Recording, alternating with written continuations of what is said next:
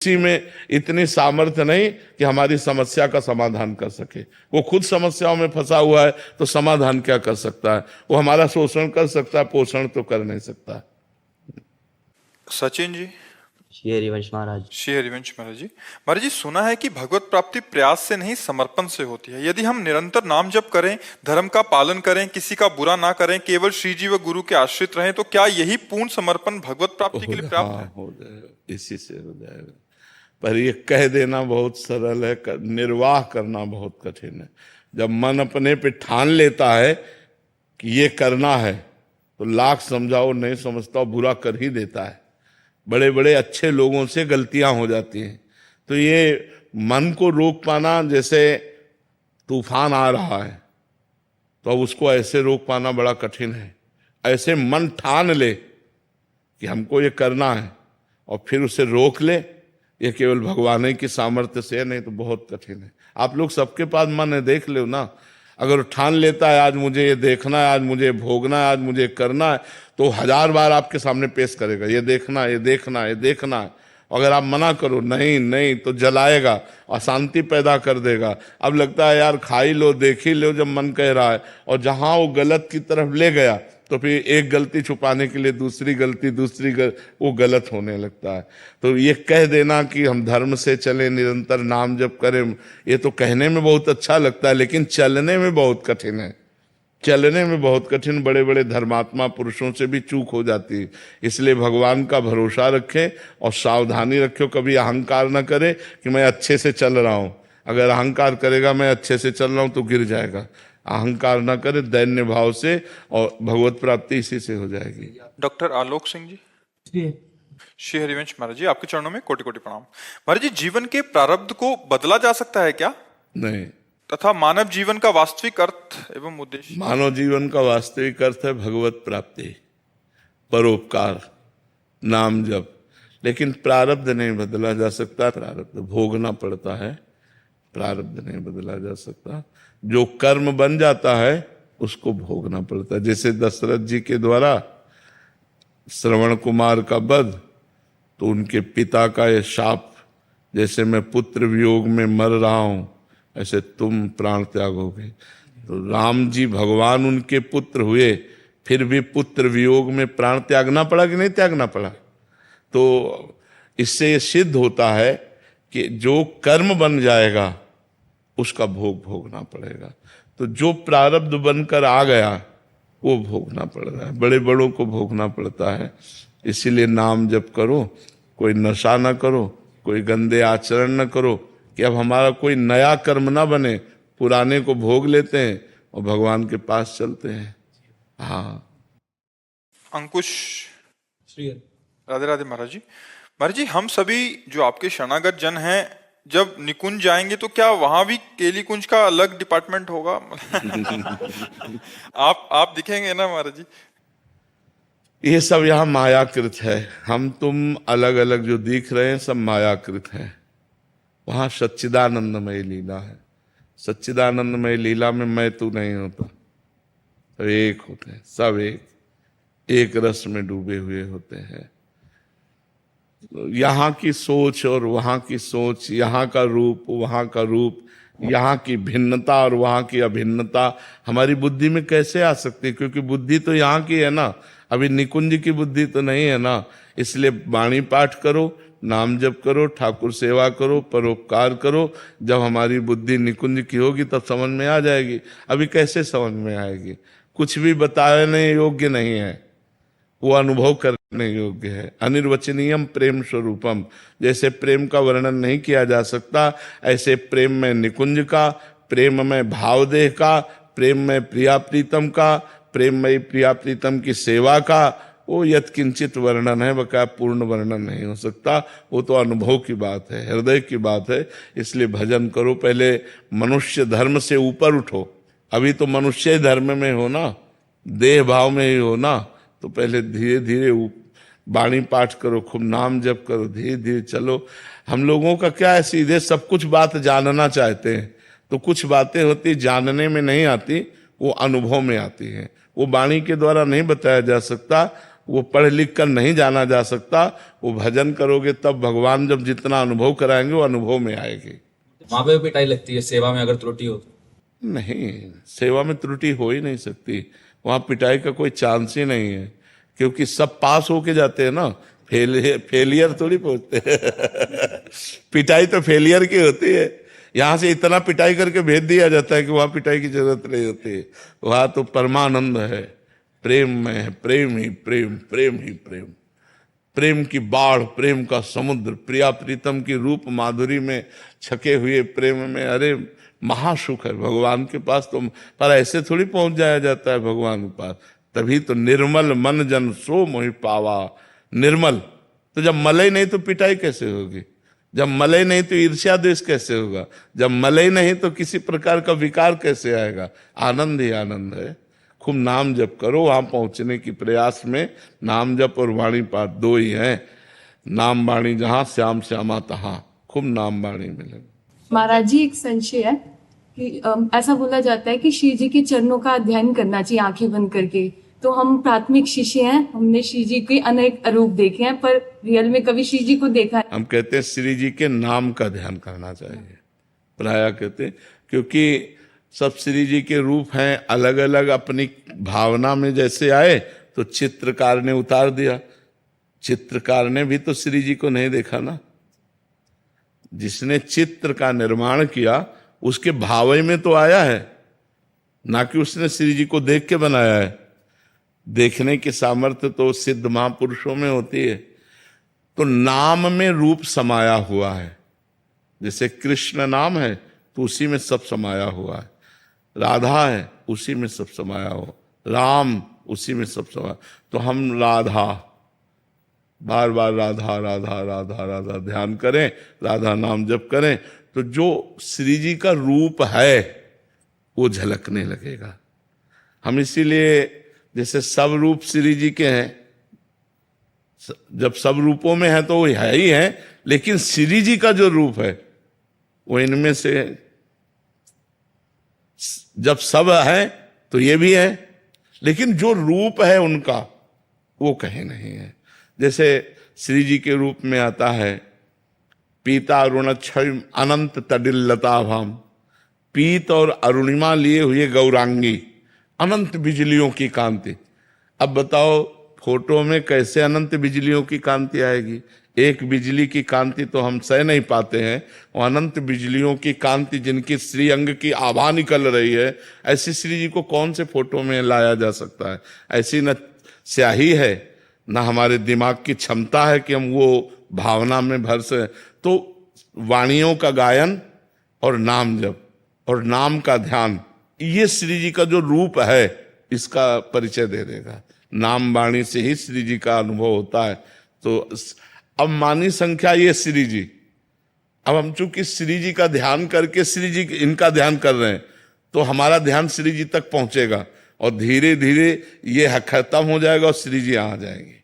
ऐसा भी होता है। तो इसलिए हमारी जहां से प्रियता बने वैसा शुरू कर लेना चाहिए। पर हम प्राय आदेश करते हैं कि राधा नाम का ध्यान करो, उसी से सब कुछ बन जाएगा। विकास गर्ग जी हरियाणा से। महाराज जी, आपके चरणों में कोटि कोटि वंदन। महाराज जी, कलयुग के इस भयानक दौर में सच्चे संतों की पहचान कैसे करें महाराज जी? भगवान पहचान करा सकते हैं। बाहरी लक्षणों से तो नौटंकी नाटक में भी 2-4 घंटे के लिए साधु का स्वांग किया जाता है, तो सच्चा ही स्वांग करने का जो भाव प्रकट करते हैं तो सच्चा ही तक दिखाई देता है। असलियत में भगवान के प्रति जो पूर्ण समर्पण है अंदर का, वो बाहरी किसी लक्षणों से जाना नहीं जा सकता। दाढ़ी रखा लेना, बाल रखा लेना, तिलक लगा लेना, वेश परिवर्तन करके, ये कोई साधुता का स्वरूप नहीं है। ये बाहरी रूप साधु का है, लेकिन जो साधुता के लक्षण है वो आने चाहिए। भगवान ने वर्णन किया है भागवत में, सबसे बड़ा लक्षण है मय्यासक्त मना, जिनका मन भगवान में आसक्त हो गया है, भगवान में आसक्त चित्त वाले। तितिक्षवा कारुणिका सुहृदा सर्वदेही नाम, महान सहनशील। उमा संत के यही बड़ाई, मंद करत जो करे भलाई। जो मान अपमान में समान, दुख सुख में समान, लाभ हानि में समान, जिनके अंदर किसी भी तरह का कोई कलुष नहीं रह गया है। सद्विकार जित अनघ अकामा, काम क्रोध लोभ मोह मद मत्सर जिनके ऊपर प्रभाव नहीं डाल सकते, जिनके सारे पाप नष्ट हो गए, जिनके अंदर कोई कामना नहीं, जिनका रहने के स्थान में आसक्ति नहीं, जो भगवान में आसक्त चित्त वाले हैं।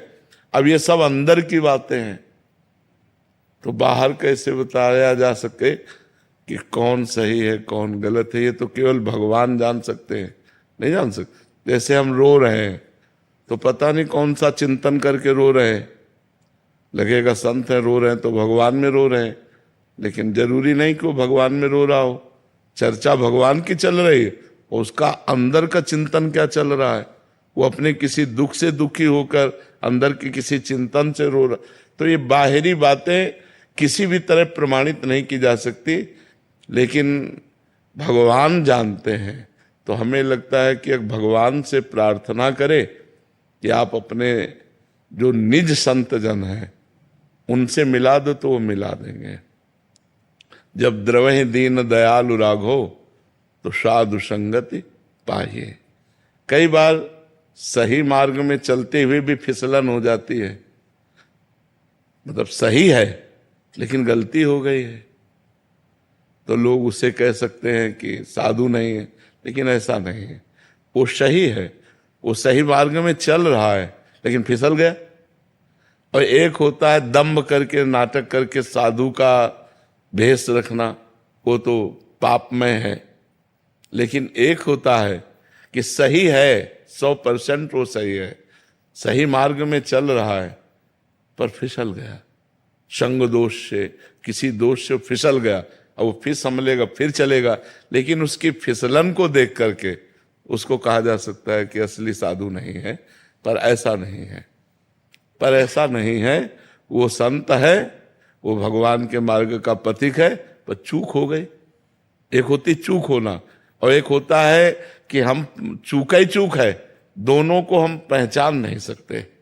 जिसका समाज और एकांत दोनों उज्जवल हों, वो भगवान का प्रेमी संत होता है। उसके लिए चाहे वो अकेला हो चाहे 1000 के बीच में बैठा हो, उसमें कोई अंतर, बनावट नहीं होती।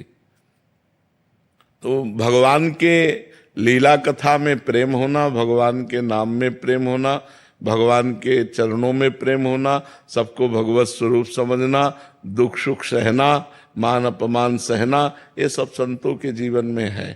पर बाहरी लक्षणों से हम कैसे पहचान सकते हैं? हमें तो एक भी लक्षण बाहरी से नहीं लगता कि साधु की पहचान की जा सके। क्यों?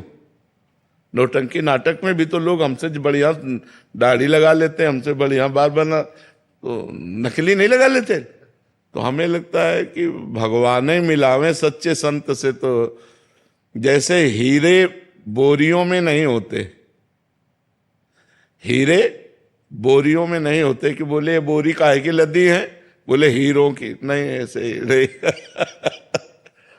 वो तो कहीं ऐसे होते।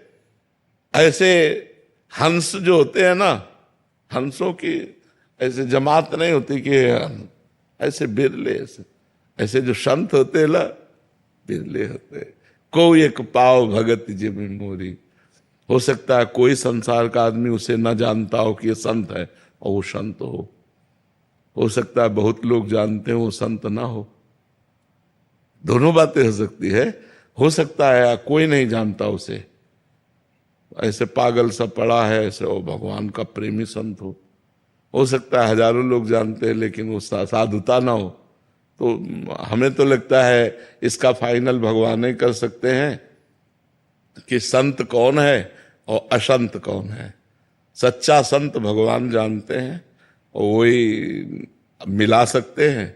बिनु हरि कृपा मिले नहीं संता, बिना भगवान की कृपा के संतों को मिलन नहीं होता। तो और हमें तो समझ में नहीं आ रहा कि कैसे पहचाना जा सके। हृदय कंचन कामिनी कीर्ति में लगा हुआ है, तो भगवान का, तो इसीलिए हमें लगता है कि सच्चे संत की लिखा है देवर्षि नारद जी ने, महात्संगस्तु दुर्लभो, महान पुरुषों का संतों का संग दुर्लभ है। महात्संगस्तु दुर्लभो अगम्यो, उनको पहचानना कठिन है। अमोघस्य, अगर मिल गए तो निश्चित भगवत प्राप्ति हो जाएगी। अगर ऐसे संत मिल गए तो निश्चित भगवत प्राप्ति। अमोघस्य, उनका मिलना व्यर्थ नहीं जाएगा। अब देखो महान संत हैं जड़ भरत जी, और रहुगण बड़ा विद्वान है, और कपिल भगवान से सत्संग करने जा रहा है। एक पालकी का कहार बीमार हुआ तो बोले पकड़ लाओ, तो उन्हीं को पकड़ लाए। अब मलिन वेश है तो ये समझ में ना लाल है ना पीला है ना, तो समझ में नहीं आया कि ये संत है, क्योंकि बाहरी कोई चिन्ह नहीं था और उच्च कोटि की अवस्था थी। ज्ञान की भूमिकाओं में विचरण करने वाले महापुरुष, निरंतर आत्मस्वरूप में स्थित जड़ भरत जी महाराज, पालकी में जोत दिया कि नहीं जोत दिया? सत्संगी पुरुष है रहुगण, कपिल भगवान से सत्संग करता है, वहीं जा रहा था कपिल भगवान से सत्संग करने। सत्संगी पुरुष संत को नहीं पहचान पाया। क्यों? एक मलिन कपड़ा धारण किए और कुछ है नहीं, न दंड है, न कमंडल है, न चिन्ह है, न कोई कंठी है, न कोई माला है, और अध्यात्म की इतनी ऊंची ऊंचाई पर विराजमान है कि उनका चरित्र भागवत में है, लेकिन वो नहीं जान पाए, पालकी में जोत दिया उनको। तो भगवान ही परिचय बतावें, और जो ही बोले वाणी खुली, सोई वो सत्संगी था। अरे तुरंत इतने बड़े महापुरुष चरणों में लौट गया कि महाराज मैं समझ नहीं पाया। आप जैसे अवधूतों को समझ पाना बड़ा कठिन है। आप भगवान दत्तात्रेय हैं या आप भगवान कपिल देव हैं? आप कौन हैं? तो उन्होंने बताया कि मैं राजर्षि भरत था, मृग के मोह में फंसा, अगला जन्म मृग का हुआ, अब इस जन्म में जड़ भरत के रूप में हूं। तो संतों को पहचानना, अभी हमारी जो मति कह रही है कि केवल भगवान ही जान सकते हैं असलियत में। जैसे राजस्व यज्ञ था, तो राजस्व यज्ञ में था कि जब एक अकिंचन महाभागवत प्रसाद पा जाएगा तो आपकी यज्ञ पूर्ण मानी जाएगी और ये शंखनाद अपने आप होगा। तो सब कोई पा गया, ब्रह्मा शंकर सब आए हुए थे, लेकिन शंख नहीं बजा। तभी युधिष्ठिर जी ने पूछा कि यज्ञ में त्रिभुवन के बड़े बड़े सब ऋषि मुनि महात्मा पा चुके, शंख क्यों? बोले अभी अकिंचन, अकिंचन माने भगवान के सिवा जिसके पास कुछ नहीं है, और दैन्य जिसको ये भी अनुभव नहीं कि मैं भगत हूं, जिसको ये भी भान नहीं कि मैं भक्त हूं, और महान भक्त है और भगवान के सिवा उसके पास कुछ है नहीं। तो भगवान ने कहा कि अभी अकिंचन भक्त ने नहीं पाया। बोले अकिंचन भक्त कहाँ मिलेगा प्रभु ऐसा त्रिभुवन में? बोले आपके ही नगर में रहता है और आपके पास रोज आता है। बोले प्रभु ऐसा भक्त और हम जान नहीं पाए? बोले हाँ, स्वपच वाल्मीकि, रोज दलिया लेके जूठे दोना पत्तल उठा, जाओ उनके घर और निमंत्रण दे और वो प्रसाद पावे तो शंख बजे। तो जब उनके घर गए तो रो रो कर भगवान के चिंतन में बैठे हुए थे ऐसे। जब भीम और अर्जुन ने देखा कि अरे ये डलिया लेकर के जाते हैं बाहर, जूठा दोना पत्तल उठाते हैं, तब वो स्वरूप और एकांत में भगवान की छवि, और भगवान से गए, साष्टांग दंडवत किया अर्जुन और भीम। अरे वो बोले मालिक हम आपकी जूठन खाने वाले, आप हमें प्रणाम कर रहे हो, मालिक आप। तो बोले भगवान ने निमंत्रण के लिए भेजा है। तो गुस्सा हो गए भगवान पे कि आप जो है, हम छुप कर आपका भजन कर रहे थे तो आप प्रकाशित, ये राजा लोग प्रणाम करेंगे, संसार में हमारा यश हो, फिर भजन हम कर पाएंगे भगवान से, पर आप जो करना चाहते हैं उसे रोक कौन सकता है? तो बोले महाराज निमंत्रण है आपका। बोले हम तो रोज जूठन पाते हैं आपकी, जो दोना पत्तलों में फेंकी जाती है वो रोज पाते हैं। बोले नहीं, निमंत्रण भगवान ने कहा है। उनको सुंदर पालकी सजा करके उनको ले जाया गया। रात भर द्रौपदी जी ने विविध पकवान बनाए।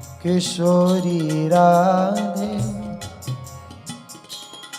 अवसी कृपा की कोल चिते हो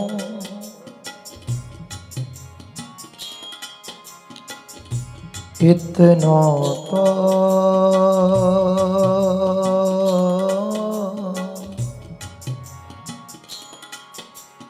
बहु हंसी दे हो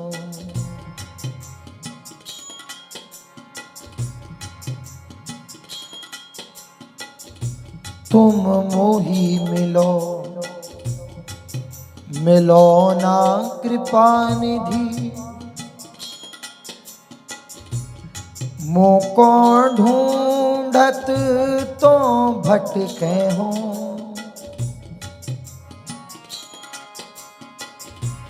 तुम मेरी सुनो सुनो ना किशोरी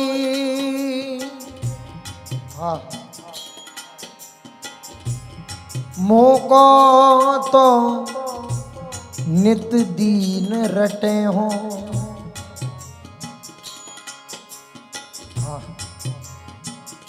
तुम मेरी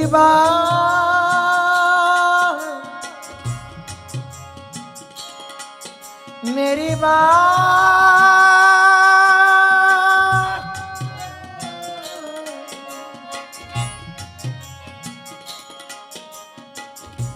तुम मेरी बाह गहो ना गहो हंसी भुज पसार मुसो विनय करे हो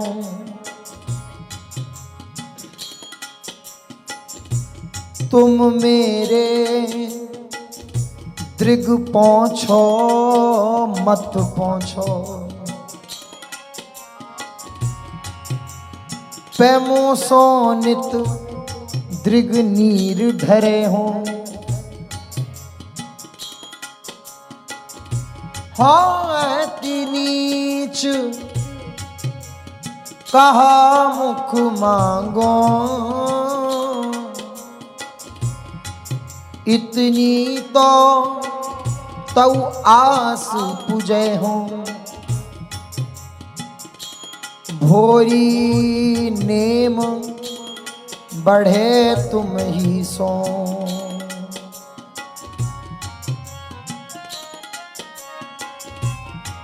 भोरी नेम बढ़े तुम ही सो सब जग सो संबंध छुड़े हो इतना तो कबहू हंस दे हो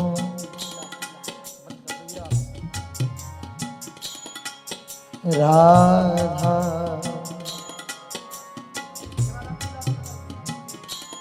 राधा राधा